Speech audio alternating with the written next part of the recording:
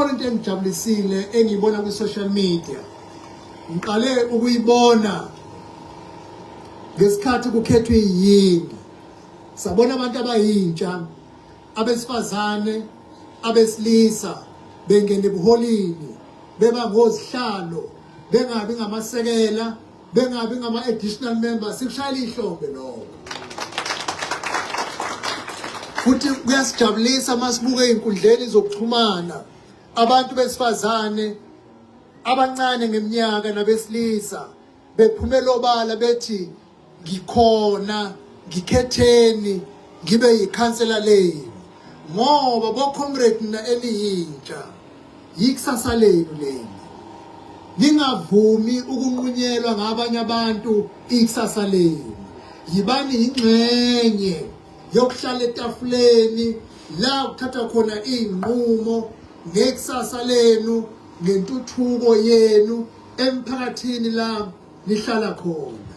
Yibani ingxenye ukuthi lowo esenimphakamisile nimeseke, nimkhankasele, niqinisekise ukuthi nenza kuphela amalunga enkatha ukuthi avotele i-IFP, kodwa ngencane ngisho nazo zonke lezi ezinye inhlangano ukuthi zeseke iqembu lenkatha yenkululeko ukuze kube iqembu lenkatha yenkululeko elizokwazi ukuba libe yizwi labantu baseThekwini, libe yizwi lamawadi enihlala kuwona. Ngakho ngiyanxisa ke bo comrade ukuthi yibani ingxenye yalomkhankaso wokuba ngamavolontiya entando enhle, nibe ngabantu abazosebenzela intuthuko emphakathini yabo ngokuthi ningathatha back seat. Abantu bakithi bayakhononda bathi asiboni intuthuko, asitholi imisebenzi, asiboni uxhaso kahulumeni. Asibancenceni ukuthi abathathe iprotest bayise kwi-ballot box. Isikhathi sokuprotesta emakhaya, isikhathi sokushaya amamashi asisekho, isikhathi sokuhlala ku-back seat asisekho.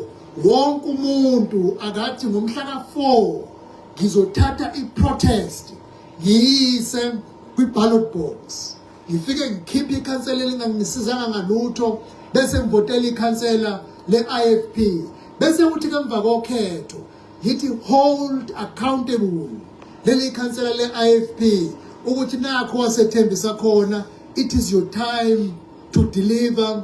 Ngakho ke azisheke ngoba wena wasincenxa ukuze niqinisekise ukuthi umuntu enizomkhetha ningamkhethi bese nikhohlwa futhi ukumlandela ngoba nifuna ukuthi nisukume ngoba ilanga seliyoshona. Immediately mayingena hlalana amagqoza kuyena ukuthi usungene, sitshele ukuthi uzoqala kuphi futhi uzobika nini ukuze sikwazi ukwenza i-assessment ukubona ukuthi uyaphambili noma umi ndawonye, ngoba amanzi angahambi alala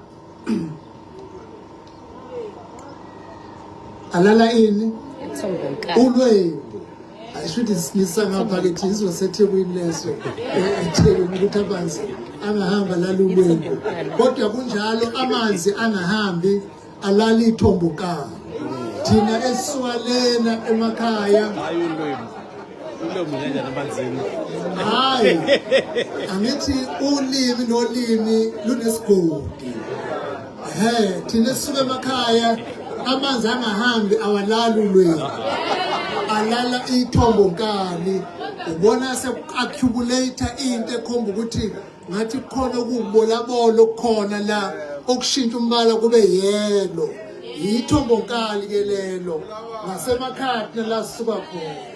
Kodwa ke ngapha ke elokishini eThekwini ngibona ngolwembu ukuthi amanzi awahamba. Siyabonga ke bo comrade, ngifisa ukuthi ke ngiphethe ngelokuthi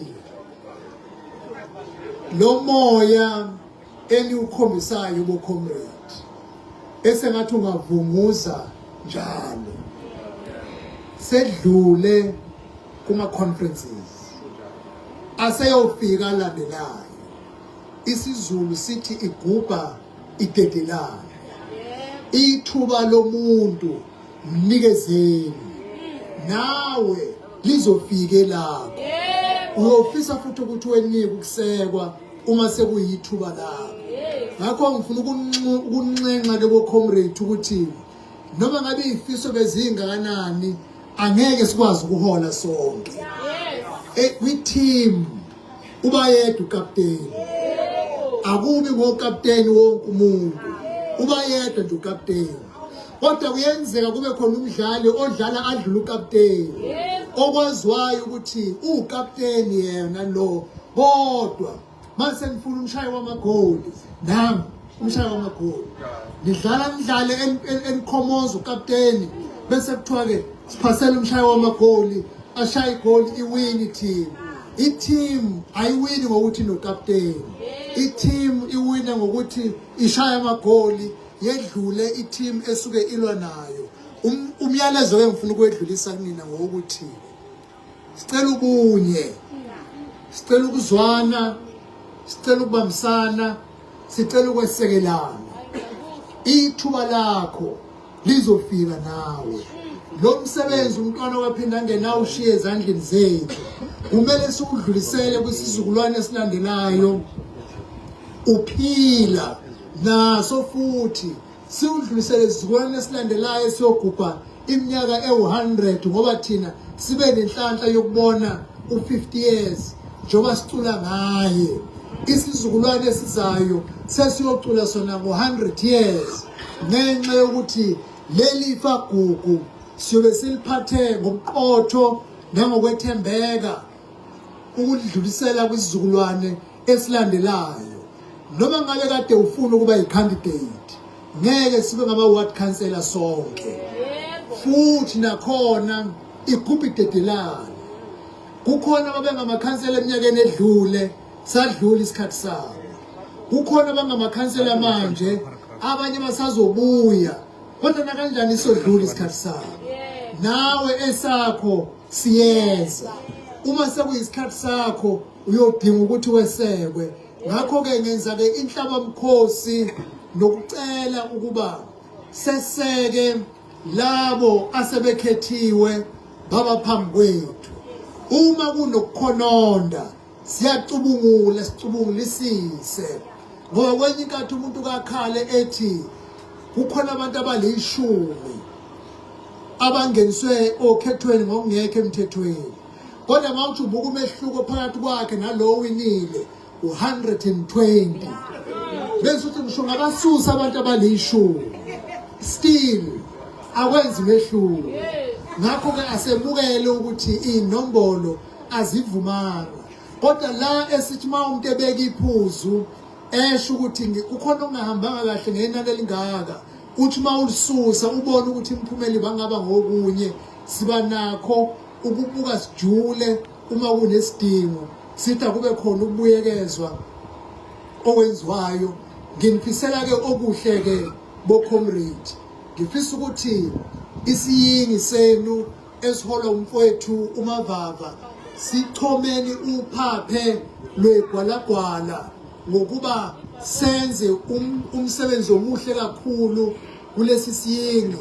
Lo mqhele-ke siyowunikeza umntwana waphinda ngene, ngoba senze sethembiso kuyena ukuthi iy'nkolelo zakhe ngisho engasekho siyokuzimela.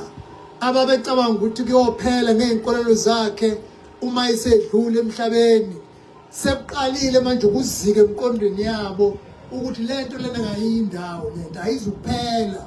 Futhi njengoba ubona ukuthi sina kulabo bantu besimodeni nje, kusho ukuthi iyakude lento, ngoba kuqala kwakuthiwa into abantu abadala basemakhaya.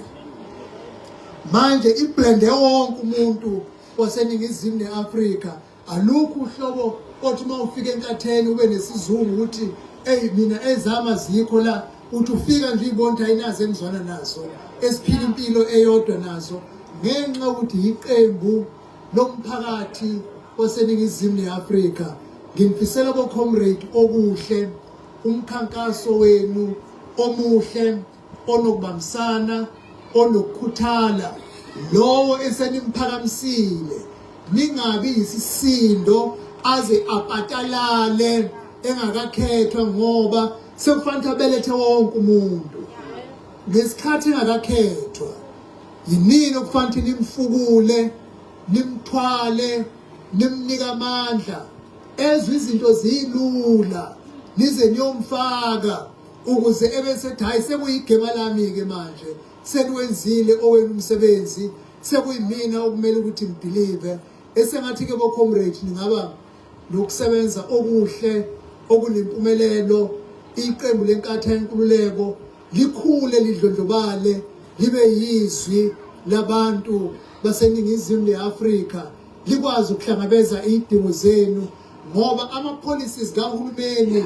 amaningi aseguqukile ahambe inyathelweni zamazwi asho umntwana kwaphinda ngene ukuthi lelizwe ukuze libuseke kahle kumele ukuthi libuse kanjani. Siyabonga ke comrade ukuba ngiphume ekseni nizosinika indlebe kodwa futhi liphinde libeke ngamashoshozela nabagqugquzeli beqembu lenkatha yenkululeko kulesi sigceme nakulesi siyingo uqhubekeni lo msebenzi niye nawo phambili siziqhenya kabi ngani thina sizohlala sivela kuma arrangements enizobe ninawo nakuma campaign ezobe khona ndiyazi ukuthi itheku liyavama kube yilona esilontsha kulo luzomanyezela usuku maduzane nendawo ukuthi campaign yethu sizoyilontsha kuphi sicela ukuthi ke niyeseke njengoba nihlale nenza minyaka yonke. Siyabonga ke bo comrade usuku oluhle nokusebenza okuhle okubheke phambili siyabonga. Phela sishaya ihlombe elikhulu kunaleli shayela upresident. Sithokoza kakhulu mengameli Bulawayo kukhona into oyishilo bangalishaya ucomrade ihlombe. Bulawayo uyena ophethe signature yokusayina ukuthi sekiwa kuphi sekulungile sengenzeka nangalishaya ihlombe. Anazi ukuthi niyeke ithuba elingakanani angithi nina nenza lokho ngo2024 uthi ke umengameli asiphindeni sihlangane sisebenze ukubambisana wenzele ukuthi bebone imanga futhi anti sino minister national sino deputy minister sino premier sino MEC manje ukuthi upresident uzosithela ngeibonkole ukuthi asibe namawadi la eThekwini abaningi kodwa lokho uthi kuqala kwivideo yakho before ufike lapho uthi asizwaneni siye kuxokozela angalokho ethola incwadi ukuthi ubani akasezwani nobani ucela lokho nje uMangameli. Siyathokoza kakhulu Bulawayo. uMangameli ke uyaphuthuma kufisa ukudlulisa kuhlalo wesingi okuthile bese eyaphuthuma. Sithokoza kakhulu mfowethu uMdunkosi isihlalo weTheku sicela ukuba sedlulisele kumfowethu uSikhakhane isihlalo wesiyingi nanka ama t-shirt azolokho eqhamuka nje ko comrade ningadinwa nidlulisele kulabo abangenawo ukuze sikwazi ukuhloba sibe muhle. Siyabonga.